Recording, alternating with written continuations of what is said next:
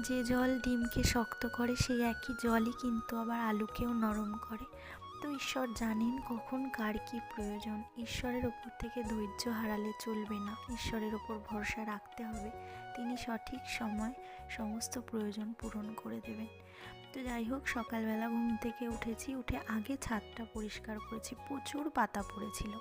তারপরে স্নান করে পুজো কমপ্লিট করেছি আর ঘরের পর্দাগুলো একটু কেচে দিয়েছি। আর তারপর ছাদে এসে একটু বসলাম আর মেয়েকে একটুখানি ভাত সবজি দিয়ে ফ্রাই করে দিয়েছি। আমি সকালে ওকে ভাতটা দিই না, আজকে দিলাম। তারপরে আমি নিচে এসে একটুখানি ম্যাগি করেছিলাম। এটা আটা ম্যাগি, আমার একদমই ভালো লাগছিল না খেতে। তারপরে ফ্লিপকার্ট থেকে আমার কিছু পার্সেল এসেছিলো, সেটা রিসিভ করে নিয়েছি। আর এই যে এখানে রয়েছে গ্রিন টি আর এমনি নর্মাল টিটা। তো বর ডিউটি থেকে ফেরার পরে ওকে একটুখানি গ্রিন টি করে দিয়েছিলাম আর আমি একটু কফি খেয়েছিলাম। আর রাত্রে ডিনারে তৈরি করেছি এই খিচুড়ি।